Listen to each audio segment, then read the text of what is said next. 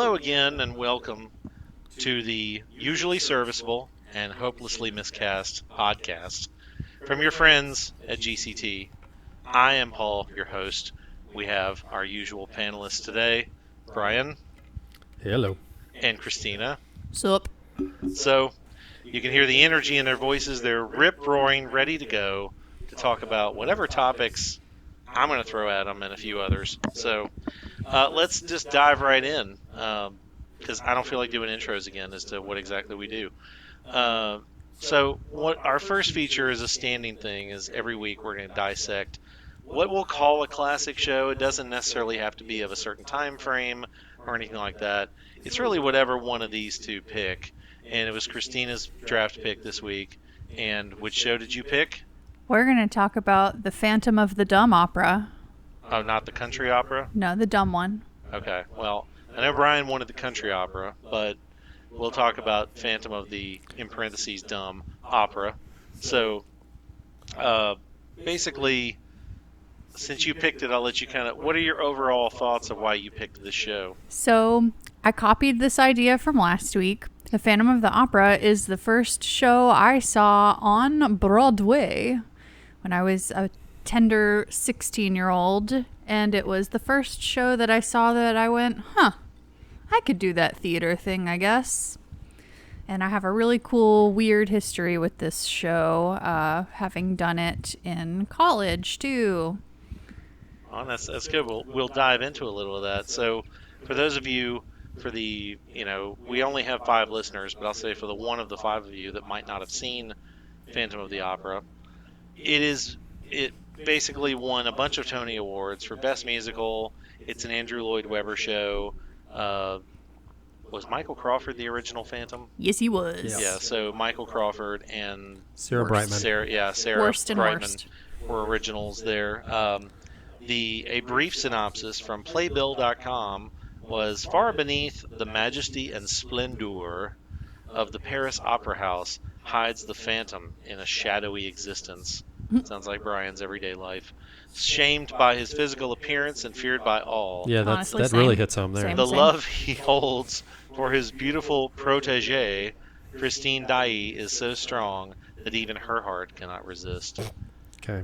And I yet she don't know did. that synopsis really is what I would have said, but It's an 'cause I- interesting way to phrase it. yeah, it is. I mean, that her heart cannot resist. I mean, would that be willful resistance or subconscious I mean, resistance? he legit Let's kidnapped her, let's but, dig into you that. know.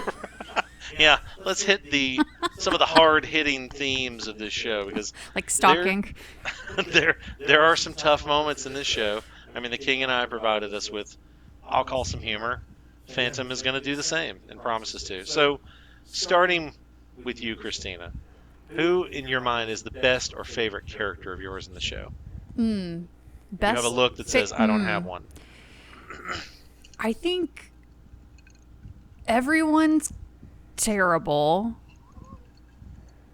Maybe the least terrible is Christine, because we're just gonna call it what it is. She's a victim in this situation, and victims don't get to be held accountable for the transgressions against them. But everyone's fairly terrible in the old Phantom of the Opera. There's not really anyone great. Yeah, there's not a lot of redeeming qualities. No. I mean, even when you think maybe Raoul or somebody like that might. Raoul's kind of a prick. Yeah, We're he's just got a gonna- lot of repressed anger issues, I think. We'll call it what it is. I could dig into why he's the worst all day. What about you, Brian? Well, I assume we're just going to pretend Love Never Dies exists Yeah, for this exercise. In which case, the best character in the show is probably Meg. Yeah. She's quite Okay. innocent and is just supportive of her friend, and that's all. Of course, kinda a little idiot. That takes a gigantic turn in the sequel. Yes. We don't speak the of that. naivete turns to whatever word you want to insert there. Well, spoiler alert: she shoots Christine and kills her at the end. For some What a odd cool reason. play. Yeah, it's a good circle of life. Yeah, shall we say. I mean, I would have said Raoul, but then again, I see the sequel, and he's like a pissed off drunk the whole show. Also, let's talk Now about we're the talking about fact my that life. he offered her up like a sacrificial lamb at the end of the show so that he could try to shoot the Phantom. And he's like, "No, you're gonna do this opera. Do it. So you're saying she was valid. bait? That's valid. Go. Yeah. Yeah. Get out of here. Not jail bait, just bait. These men.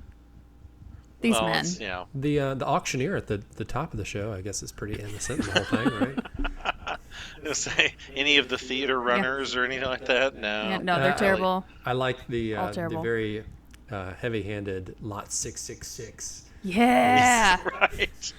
Now Chandelier. showing. I think the chandelier itself is the best character. Oh, it's the star. It is totally a victim. Just smashed every night. Totally misunderstood. Didn't do anything to nobody. Yeah, I mean, everybody takes their anger out on the chandelier. So, yeah, I'll call it. Okay, so here's an easier one. Well, maybe. What's the worst character in the show? I mean, can it... All of them? All of them are the worst. All The the Phantom's the above. worst. Listen, he's the worst. Yeah, I was going to say, it's if you picked one. He's the worst. You know, Phantom gun to head. Pick one. Phantom. He's pretty bad. He's the worst. So, It's as you hear hard. the It's hard ice to clinking redeem from Brian him. and I's glasses. Your heart might want to redeem him, and his songs are real pretty. Well, but, thankfully his heart will not go on. But you know, Because he has no heart. What about you, Brian? Yeah, the Phantom's definitely the worst. He's I don't even know how many felonies he would have committed, but over the course of the show, but it would be a lot. give me your also- money. Let me sit in this box. Let me stalk you. Yeah, What? let Give me me- can Take count you him on off, a so magical he's- boat ride down to the sub-basement 4 of the I building. flooded this area so I could ride around in a boat. Deal with it. Exactly. And it's made for two. Ugh. You and me, baby. Let's see. And That's how what he many- says. Why do I So love there was this show? attempted murders of Carlotta, I guess, the top of the show. Yeah. Successful murders. Yeah, I killed Piangi. Is that his name? How you say it? Yeah, he kills Piangi and Joseph Bouquet, or as I like to say it, Joseph Bucket. Joseph Bucket. Yeah, Kidnapping. yeah, it's a big one. Implied assault. Well, if you go to the sequel, you know it was flat out rape. It's not implied Yeah. anymore. But yeah, so We have confirmed the charges Per- are no longer allegations. per Lloyd Webber, yeah, he straight up raped her. So Andrew yeah, Lloyd he's- Webber's so cool. And he's they're the, on Coney he's- Island. He's the hero of the show, but the one we're all supposed to root for at the end, and he's actually pretty terrible. Look, Yeah. I love a flawed character. However, This one's maybe beyond maybe we flaws. could do it without the expense of like assaulting our leading female characters. I don't know. Just a thought. Not my Yeah. play. I mean, even just him essentially forcing her to belt out high notes. That's It's uncomfortable. a high E. Yeah. And that's that is uncomfortable. assault in and Yeah. of itself. Yes. So, going back to your experience as playing Christine, Yep. Christina. It's cool. You hear the Now, parallels there. at the time, wasn't like the first college or something that was able to we do were, it? I think we were one of the first. There were a couple of other college productions that had just happened before that, and we did it during U of M's centennial year. So it was like a huge thing. We had that Rudy E. Scheidt music money, so our budget was like astronomical. It's I should know what year that is since I went there. What year was it? 2012, I believe, Okay. Yeah. because it was my junior year. Yeah, I don't remember seeing it. Yeah, it was, and probably will always be the most expensive show I've ever been in. I know that some of my costumes alone were like $3,000 Whoa. a piece. They were nuts. It was crazy town. Wow. It was really Blowing out cool. the budget. Really, really cool. I have patchy memories of it because I think I stressed so hard during that time that I like had to mentally protect myself. Shield yourself from the outside world. A very distinct memory of standing on stage during tech when everything was like kind of going wrong around me and singing "Think of Me" while like smiling and weeping as people couldn't get my dress on and everything just went to shit. Just one big giant masquerade, huh? It's cool. Cool times. Yes. Sounds like so much fun. Yeah. No, Once was good. I mean, really though, the music in it is Stunning. amazing. I mean, Yes. I'll fight anyone. It's 'Cause beautiful. feeding into that, I was going to say the next category is best part of the show. To me, the music Oh is my the best God. part of the show. Oh, by yeah. far. oh yeah, I mean, Yeah. it. It's a nearly perfect score. You know, if I see it done, if I see certain songs done, including the title track, by the right people, I still get goosebumps. Yeah. Just from just how grandiose the music is and how it's stunning that it's part of that show, but it's a testament to the staying power of that show. I think music So alone. what do you think's the most underrated song in the show? To me, my opinion is Point of No Return. Absolutely. I love Point of No Because Return. you rarely so hear good. it, but it's such an evocative song, Mm-hmm. and the ending is so jarring with the Raoul showing up and the mob and all that kind Wow. of stuff. That finale section where the three of them are like singing the Point of No Return with all the like repeating Yes. themes from earlier in the show is just like goose cam. I Yes. love it. It does feel like Mr. Lloyd Webber kind of used up every ounce of musical talent in that one show. I will say, School of Rock I enjoyed, Yeah, it's fine. but it's also based off a movie. But Yeah, that's pretty much it for me too. yeah, his other stuff. I mean, I know people buddy. will cut you over Cats, but Don't care. I'm not that person for sure. Yeah, it's I don't know that any of the three of us are holding out a lot of hope that Cats is gonna exceed this in our minds. No. Oh So, no, you know, all deference to local theaters who have done it. and won awards for it. Yes, I'm sure it was a lovely production. all deference to you. I was not going to plunk down 5 cents to watch it. Yeah. Because I personally That's how- can't. I find that show detestable. I feel that way about Joseph. Yeah, I hate Cats more. I'll but watch Cats over Joseph. Oh I'm in man. reverse. I really don't I want to watch watch either Joseph because one. it's short. It's like 90 minutes. I mean, you'd have to kind of do the Ludovician treatment for me to watch Cats again. It'd be very Clockwork Orangey, and I'd be screaming Malcolm McDowell style Did in a large room. Did either of you see the Cats movie? I mean, I did not. I just Absolutely not. We're saving that for a special occasion. That's going to be no. like the midnight podcast that we do. yeah. when we really need. Can we do it like a Mystery Science Theater 3000? Yeah, Oh, sure. that would be awesome. Yeah, We can definitely do that. yeah. I guess we'll have to probably get some rights from somebody for them to hear the movie. Something like that. You're more of an Probably. expert at than I am. Probably. But we can definitely cross that bridge because I love the idea. Yeah. So, what's the worst part of the show? I mean, we've talked about the obvious rampant crime wave going through the Paris Opera House is part a of it. less serious worst part, the stupidest part of the show to me is I just can't ever reconcile the life-size Christine doll that he has in his lair. Like, Yeah. Did Did he it's the order that from weirdest. I Amazon? want to know so badly why that's like, how did that make it in? How did Yeah. it stay in for so long? So he brings her down, if you haven't seen the show, to his cool phantom lair, and he like makes her sing really high, and it's stupid. And then he sings a song, and at the end of the song that he stole from Puccini, he brings her to a closet where he has a replica of her wearing a wedding gown. Maybe it's a device to like say how the wedding gown became a part of the show later, because she wears it later. Yeah. But anyway, she sees the mannequin and faints.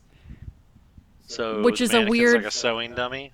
No, it's like You it understand? looks like it's like a human, real life mannequin. Oh, you're right. of But I'm her. saying is it like, Oh yeah, I'm like gonna why? build this mannequin or order it Man, off dude, from JoanneFabrics.com or something. I've tried to understand why that exists in this show for I so agree. long. It doesn't make no sense. I mean, And the mannequin like it's not pops. organic at all to the show. yeah.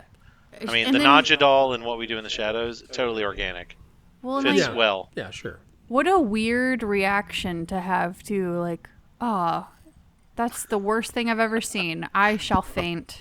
Well, and if you've made it that far with this guy She, and you see that, Yeah, the Is boat that ride really going didn't to be do the it. tipping point Like, where you're going to say, okay, you weren't that crazy up to now, but that kind of threw me over the edge? I think at that point she's pot committed. I'm all in. a So man pulled her through her dressing room mirror yes, Yeah. into the catacombs.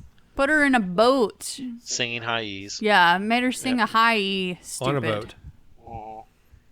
So, I don't know. And wears a mask. I just Half a genuinely mask. don't understand fainting at the mannequin. It's plagued my brain forever. If anyone has any input, please contact me. I need to know. Well, if we get listeners, I'm sure you'll get input. Yeah. We got to get people to listen first. Brian, what's the worst part of the show for you? I know it's like a meme or something, but seriously, in real life, the Phantom's lair would be covered up with props and set pieces and costumes. Because ain't nobody forgetting that they got extra storage space in the theater. So, come on. Yeah. That's ridiculous. If there's storage space in the theater, people are going to fill it up. Absolutely. I mean, if we had a 7-level sub-basement below this theater, it would be filled with couches and clocks and rotary phones. Maybe that's the explanation. Maybe someone we got a mannequin here at GCT. So True. maybe they started storing props and then they just forgot where they put some props, and that's why the mannequin's there. Maybe. And we have wedding dresses. Ideas are swirling through We my head. could put our mannequin in a wedding dress and put it somewhere In our catacombs. in our catacombs. We have a basement, our catacombs, quote unquote. So, Well, and then we could take. We've had to put her up on a platform so her feet don't get flooded. and then we could. Yeah, that's true. So, Don't ruin that hemline. can we put her in the hallway around Halloween? Yeah. He's sitting Christina down there. And if they, Hey, Christina, can you go get this stationery out of the basement for yeah, us? go get that. And she sees it and she comes And then back she faints. shanks both I'll of us faint. in the She'll neck. faint. Time has already told us. Yes. She'd be Just like, carry your box of Count Chocula with you. oh He'll protect you. no, it's a mannequin with the dress. I fainted. Oh no! Oh no. Just don't understand. No! So, anyway, okay. So, who won the show? Andrew Lloyd Webber. Andrew. That's who won the show. You have a differing opinion. Who won the show? You might be the only winner. I don't know. No one in the show wins the show. Maybe Meg wins, kind of, because she finds his dope mask at the end and holds it up to that special. I guess if I picked somebody, Raul wins the show because he doesn't end up with crazy. Ugh. She's crazy. I hate it. He does win. You're right. Dang it. So, question though: Scoreboard. did Starlight Express come out before or after Phantom? Do you know? Before, I think. So Before. that came out before, and they trusted him to write another show. That's amazing. You know, Maybe that's kind of like Tim Burtonitis. I remember a comedian saying, "Why do we let Tim Burton keep making movies?" And it's because we're afraid of what he'll be doing if he's not. Lloyd Webber's probably the same way. that's very fair. In some ways, maybe that's true with Sondheim, but Sondheim doesn't have just one career opus. So, at least I don't think so. No. At some point, I'm sure we'll get to a Sondheim show that we have great disdain for, because there are some that I do and some that I don't. So, So I guess the other so Lloyd Webber wrote this for Sarah Brightman. Yeah. So clearly, he pictured himself because they were married at the time. But do you think he pictured himself as the Phantom or Raoul? oh, the Phantom. I Well, would definitely guess. the Phantom. Well, they have like a really creepy, weird relationship start because he met her when he was with his first wife, and she was like really, really young, and then he like put her in the spot in Cats. Did he say, "Come join my harem"? So that's not actually correct. Uh-oh. He didn't see she was in Cats, but he didn't recognize her until after she left Cats and was in some other show. And that's when I thought he met her when she was playing the White Cat.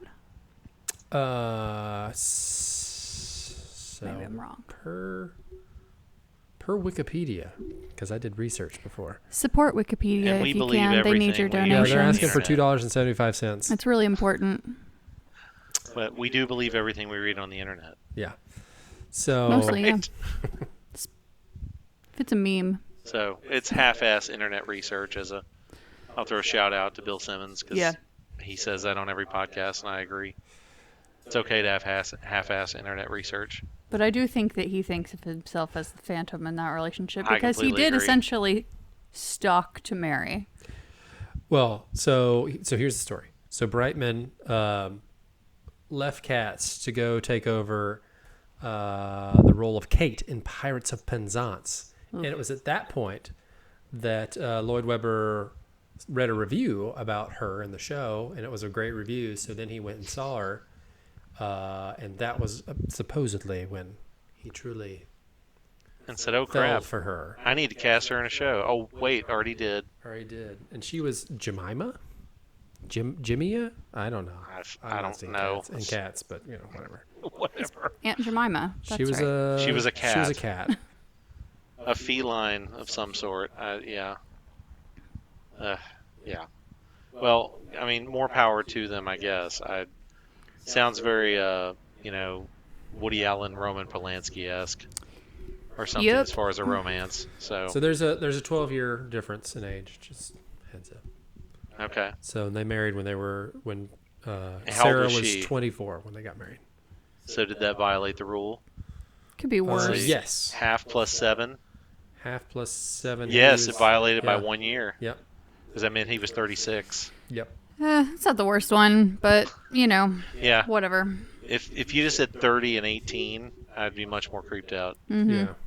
It's like, oh, or when was her 18th birthday? Oh, last week. Yeah. It's like, oh, so you met just last week, right? Yeah, sure.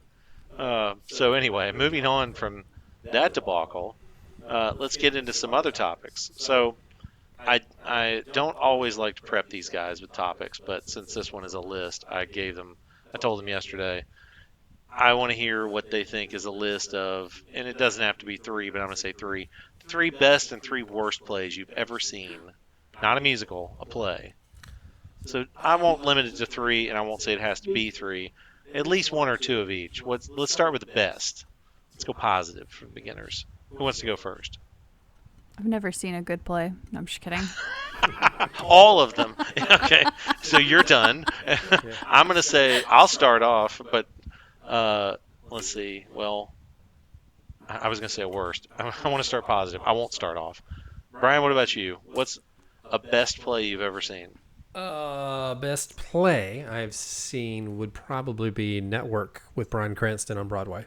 Okay. Stunning work. The tech elements they had in that were unexpected and beautiful. Just all around great show.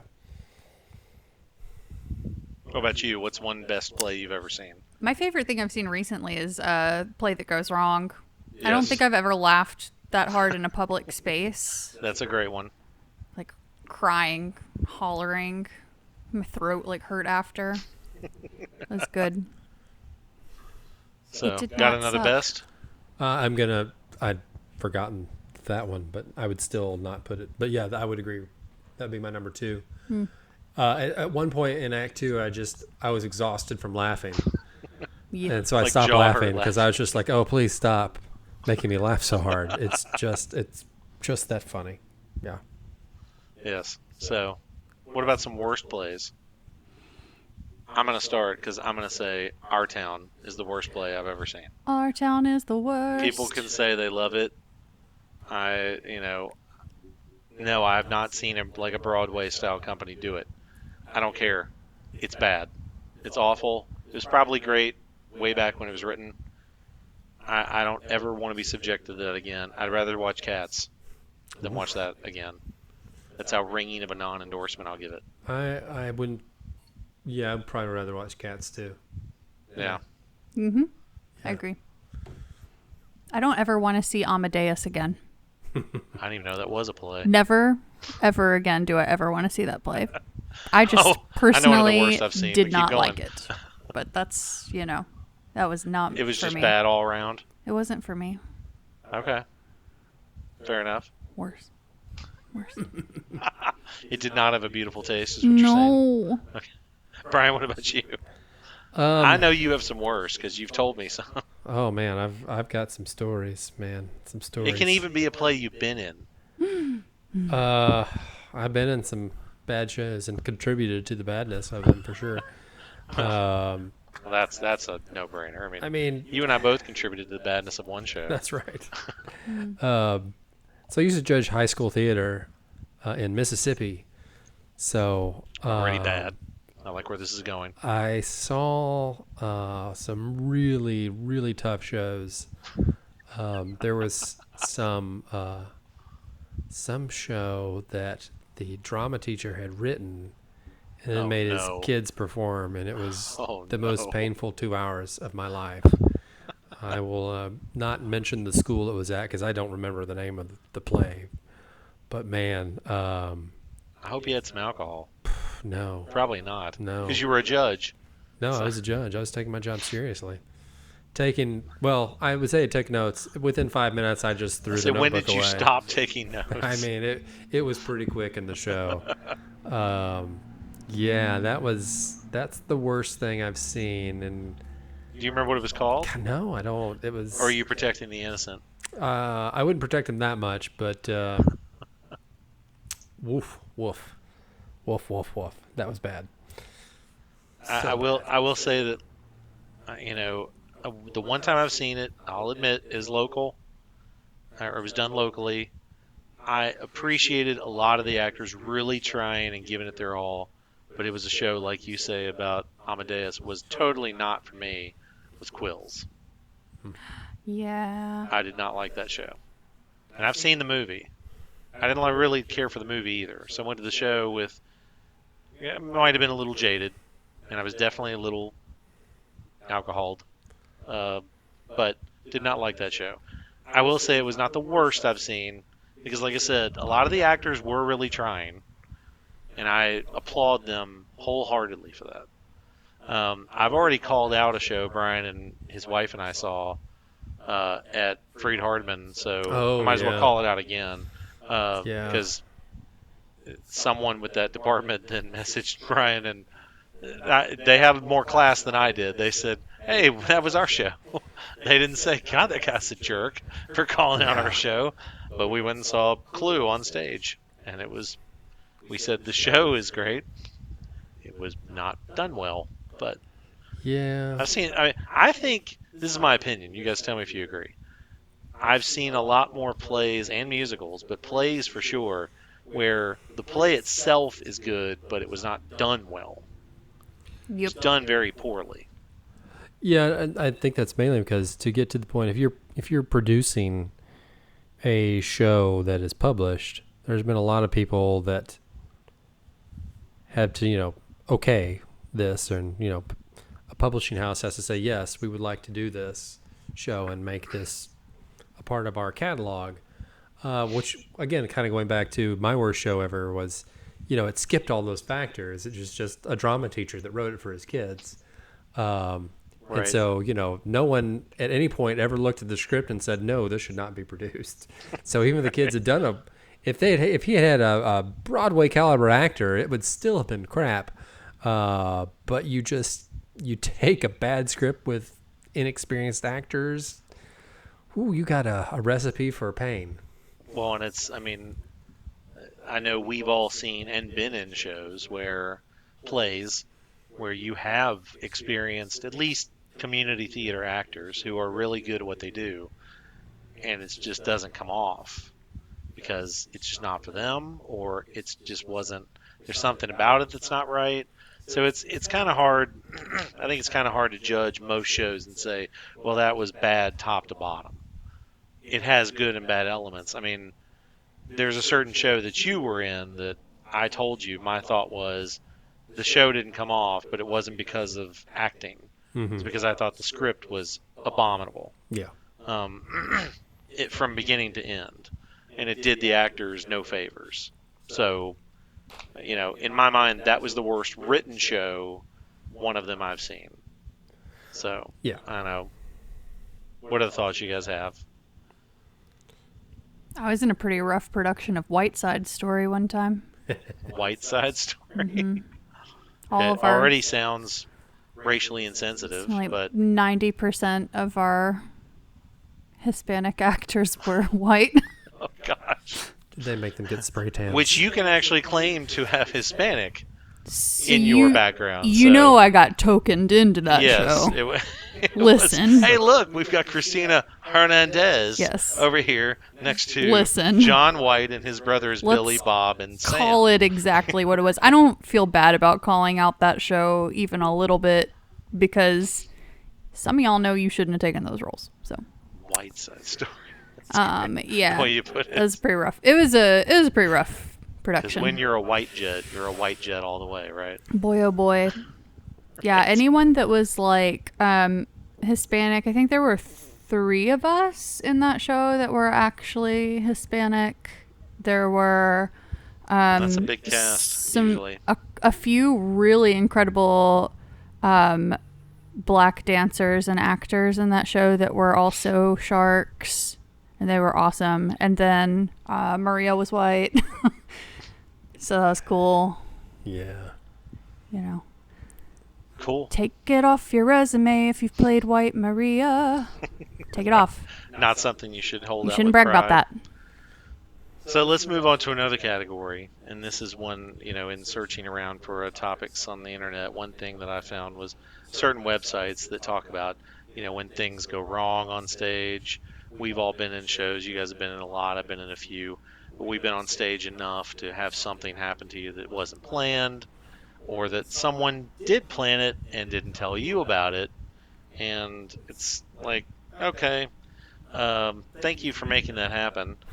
So I found a website that is on BuzzFeed.com, and the story is called 25 of the Worst Things That Have Actually Happened to Actors on Stage. I won't go through all of them, but just want to read 3 or 4 of them and get you guys kind of reactions to it. Like, if that happened to me, what would it feel like? So one was the person says, I guess her name is Jessica. We were doing a production of The Wedding Singer, and there's one scene where the main character starts taking shots. One of the cast members decided it would be funny to replace the water in the shot glasses, and you think it's going to be alcohol, with hairspray. Oh my god. It wasn't. As we're finished with the article. What's your reaction to that one if that happens? Well, that could kill somebody. I would Yes. harm someone so hard. If you chug down, Hairspray? a big shot glass of That's- Consort for Men. This person would be blackballed from working with me ever again. I can think of people that I've acted with that's- who would do something like that. I mean, I would. That's not a person I want in my theater. Yeah, I mean, as theater employees, they wouldn't work here anymore. That's for sure. You sure? That's right. Really sure. I Even mean, if we needed that extra lighting designer or something. Oh my god. it's like no, yeah. I mean, That's horrific. so here's another one. there's one. I mean, there's a difference between doing something funny Well, when and I like right. putting someone's health at risk. When I first read that, I was thinking the payoff's going to be they switched it out with vodka or something like that. Which would be bad enough. Yeah, well, 'Cause I but don't you know react where- and be That like, would also make me mad, mean- but not us, man. Yeah, I mean, like wearing the show, like, because I don't know how many shots he has to take, but if he had to take like 4 or 5 shots of vodka and then try to finish the show, whew, okay, that's not a great idea either. completely agree. I mean, and I've never unknowingly swapped out alcohol for anyone. Myself and a co-star swapped out alcohol knowingly for each other. Yeah, well, that's I know different. someone who did that in a show that we worked on. Oh yeah, a show we might be producing here again. Is that what you're referring to? And it wasn't to me though. Something about It was date. it was to a very harmless character in that show. I mean, I'll say flat out that. I'm trying to think what it was. Jimmy The director's now sitting here going, absolutely "Whoa." gave Nicole a real shot at one point during that show Oh, okay. I when mean, she was doing her really long bar hiatus I see. Oh, 'cause nice. she was the dateless first dater. Yeah, that's the non-dater. Yeah, she's. But supposed that to was have a pretty genuinely funny. Yeah, as long as Nicole was okay with that. I was gonna say the fact that it happened Yeah, to it was- Nicole, I'm gonna laugh It was about pretty that. good. It was pretty good. That's right, Violet. I said it. If you're listening, so She's not. Don't She worry. ain't. she cursed at me and Violet on That's why I don't stage feel every bad about night, sharing. and I will never forgive you for your greasy hair, Nicole. Yes, just leave it at that. So, I I mean, Brian well knows this. I swapped out water for alcohol for myself every night in Newsies Yeah. when I did that, because myself as one of Pulitzer's sycophants, and myself and the other two actors are supposed to drink colored water, and I had control of the setup, so myself and a stage helper would generally swap it out for real stuff. So, and then thankfully for me, not only did some teenager try to ask me, "Is that alcohol?" but the assistant stage manager who was assisting me said, "What do you care?" Chased the kid off. So, Good job. a moment of pride in my life. That's what a we. very That's, good that's friend why of we your need wife's. ASMs. A very good friend of your wife's. Aw. Yeah. So, okay, so another one. This one made me crack up because I've done this show twice. I was in Beauty and the Beast, and we had a rat problem at the theater. Oh. One night, as the lights came up for intermission, a stunned rat fell from the catwalk, landed on a patron, and died in the aisle. It really made the whole spooky haunted castle vibe work. Now, the times I've done Beauty and the Beast, if that happened, I don't think I would. I think I'd still be laughing about it. Wow. I don't think everyone would be. I don't think I would ever recover from that.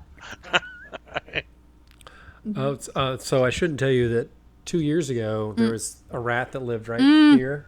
No. Oh, Yeah. All right. Well, I gotta go. See you guys. Yes, there was a rat that lived next to the wall between the desk and the wall here at the theater. I just don't want to share my space with them. And yeah, so we had a slight infestation. We got an exterminator out, and he got them all where they're not around anymore. But Aw. Well, that's sad. I mean, it gets cold. They want to come inside to get out of the cold. So I'm sure it won't be the last one here. Yeah. It won't be the last one. No. And we'll make sure it ends up over at your desk, Christina. So here's one more. I was recently in a production of Heathers and was on stage during Freeze Your Brain with my counterpart. There's a break in the song where his character takes a sip of a Slurpee. The slurp sound played while he mimed drinking, but it didn't stop. It lasted for a solid 45 seconds, and we couldn't continue on until it stopped. I'll never forget it. That's good. So, yes, that's very much a play that goes wrong type of moment to me. To think that it would That's sit fun. there and you'd have to sit there and be staring at the audience or someone else as this sound of a sip continues. I can think of many a night when I've sat watching a dress rehearsal of a show here at our theater with our esteemed executive director. Sounds don't go right, and I don't hear the sound for 45 seconds. I hear a 44-second coming from Brian as he's feverishly writing notes in his notebook. That was a really good Brian sigh. Thank Yeah. you. I've heard a lot I was of them. complimenting Paul. Not you. Oh. Don't take credit for my sigh. So, You really nailed it. yes, thank you. Just the next time I'll get a chance to sigh is for During the show my you're show? directing. Yeah, I know. And we will I definitely will sigh take it now. extremely personally. Don't you worry. So along those lines, another website that I found is called notalwaysright.com. I'll attribute it to you. And they have crazy theater stories, which I thought this one was pretty funny. This is this week's story. This comes from a theater person in Iowa from last month called A Harmless Necessary Cat. I am performing in a free outdoor production of Shakespeare. The performance space is on someone's property. The director is greeting the audience as they arrive. A woman approaches holding an animal carrier. ... Director says, "Hi, welcome to the show." Woman says, "Thanks, I'm a neighbor and I just had to see the show." Director, "What's in the carrier?" Woman says, "My cat. Want to see?" Director says, "Oh, sure." The woman takes the cat out of the carrier. It is a Maine Coon cat, easily over 25 pounds. Woman says, "He's very curious. He'll probably wander out on the stage!" Exclamation point. No. The director laughs, thinking the woman is joking. She is not. No. The cat wanders on stage during the show, sticking its butt in the faces of actors who are crouching on the ground and generally interfering with the show. At some point, the cat decides I'm his quote-unquote favorite and he comes up to me and meows plaintively when I won't pet him. I have to duck behind a tree to hide my laughter. At intermission, I send the director a text message. My text says, "Tell woman to take cat home. It's getting dark and he could get hurt in battle scene." The director told the woman to take the cat home. It's cats with real cats. Yes. The only cats I want to see. I mean, if there were random cats, especially feral cats, wandering the stage, like screeching at the actors and maybe even pawing at them, I might watch Cats. If the movie version has that, I'll watch it. So I did a production of the Diary of Anne Frank, and we had a cat. Mushi is the cat, right? That's the cat's name. In Diary of Anne Frank. Yeah, it is. And one night in the middle of the show, the cat took a gigantic dump on the pillow of the boyfriend. Oh, of Peter? Of Peter's pillow. And Oh, no. this was before Peter had to, the way we were blocked, he had to lay down in the bed on his pillow. So, yeah, they say about working with, don't work with animals or children. Yeah, unless you want to put your head next to a pile of cat turds during the middle of a show. That's so weird. Yeah, I don't Cats think are so. usually really particular about going to the bathroom. Yeah. Too. And if they see people they don't know, they want to get Yeah. away. Yeah, at one point the cat That's really funny. got loose and kind of disappeared for a while. He was eventually found in the theater, but yeah, just very very scary to work with a animal that doesn't really care about this production at all. Yeah, cats. Cats. Weirdos. And here we're back at Andrew Lloyd Webber once more. Well, it's circles funny back. you say that. That's a good non-knowing, ham-handed segue into this week's Mrs. Murray's Ghost Corner. So, a ghost story that I found on theaternerds.com has to do with I know I'll butcher the name, the Palais Garnier Theater in Paris. It says that's the setting for the famous novel and musical Phantom. I'm paraphrasing this article, so we can cut it down. It says, what you may not know is that the writer was a French journalist whose specialty was investigative journalism on real-life incidents. Ooh. And the tale is full of many real-life truths. For instance, the lake of water under the theater is real. It's actually more of a water tank, but it's a body of water under the theater. Also, the chandelier in the theater really did fall. Not only that, it killed someone. This is creepier still. The disfigured contractor that helped build the theater, who lurked about wearing a mask to hide his appearance, the man named Eric, was born disfigured and abandoned by his family, joined the circus, and eventually became an architect of sorts. He was even said to walk about the theater wearing dress suits and a cloak. Also had his own personal box to watch the performances without being seen. The creepiest part, we're continuing to go down that path, is that he really did fall in love with a singer who performed at the Garnier, and he kidnapped her. Luckily, she was found and fled Paris. He was so distraught he walled himself up into his apartment under the opera house and ultimately died of starvation. Sometime later, his suspected remains were found wearing a gold ring that he was known to wear. So, Yep. thought that was an interesting, if you're ever in that actual theater, wouldn't you think, okay, that ghost is alive somewhere in that theater? Oh, yeah. It's got to be. For sure. Got to be. You tell people that story, and then you hang a gold ring from somewhere and dangle it around in front of people's faces. Yeah, that would not be a theater I would ever want to perform in, I don't think. Well, it says at this theater, the light remains on stage long after the actors go home so that the ghost may perform, thus preventing them from cursing the theater. You just gotta work with your ghosts. They just want to be seen, and they've got their needs. Just go work with Yeah. your ghost. I mean, I personally have never had an encounter with Mrs. Murray, but I've heard other people say they have. Yeah. She likes kids. That's what I've been told. I've been here over 2 years now, and I've not had anything directly beyond the saw turning itself on one night when I was here for rehearsal, but that's it. And that was years and years and years ago. Maybe I've consumed too much alcohol to notice things like that. Maybe. So, anyway. So, time for closing rants by each of you. Sponsored by Jimmy the Cock. If you don't know Jimmy the Cock, he's in the office here with us.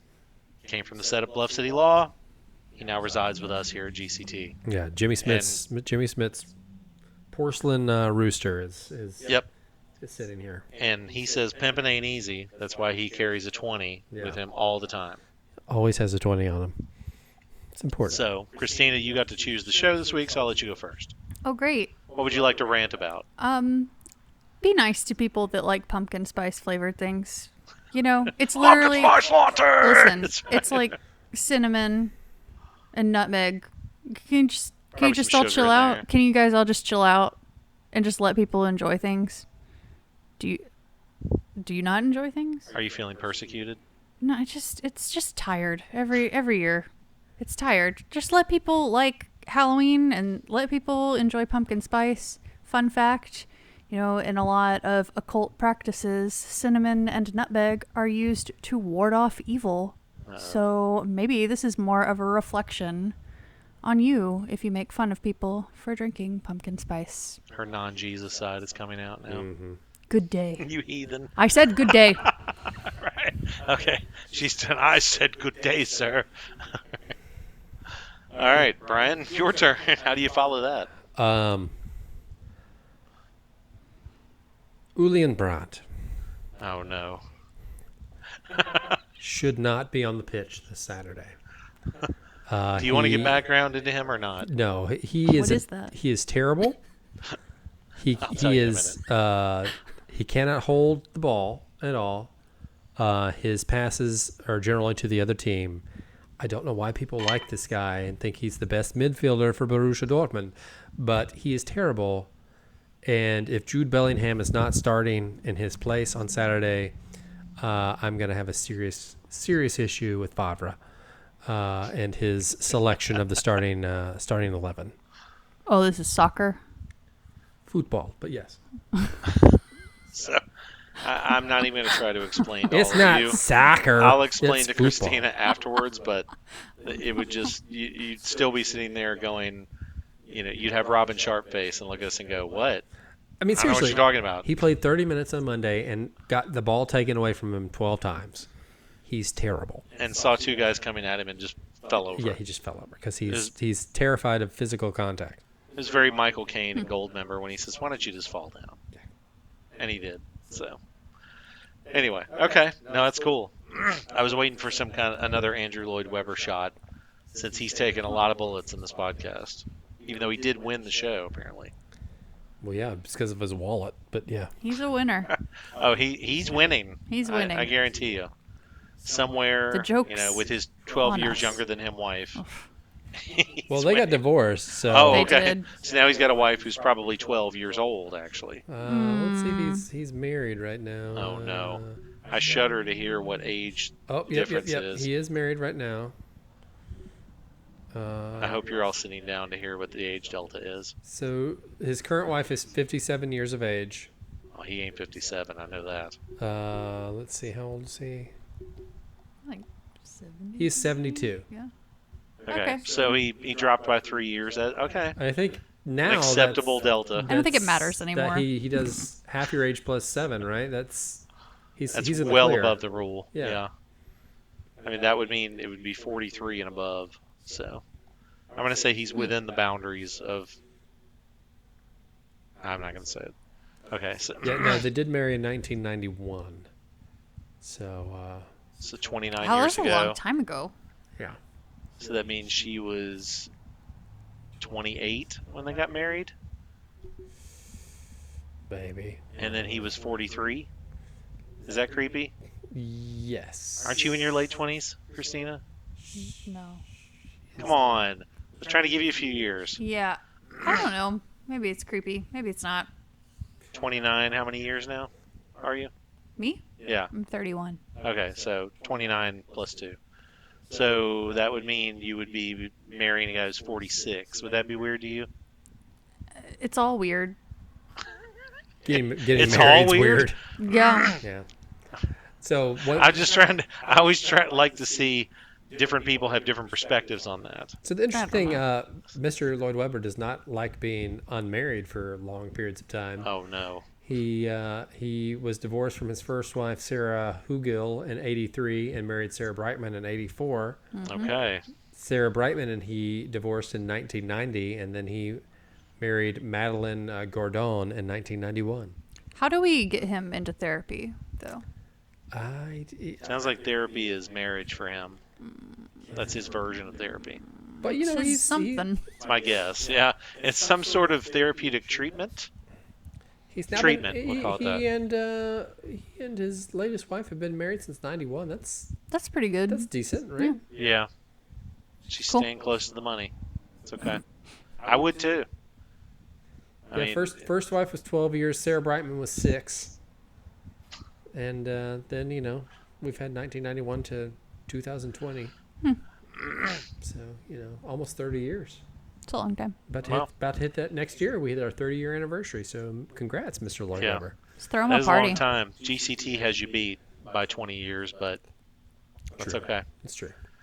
Okay, well, for those of you who are still listening, we appreciate it. Give us some likes on YouTube or send us, notes. Don't send them to me. Send them to the staff email addresses for these two on the webpage at gctcomeplay.org. But we appreciate you listening, and we'll be back with another quasi-exciting edition of this sometime probably next week. Thanks very much, and goodbye. Bye-bye. See ya.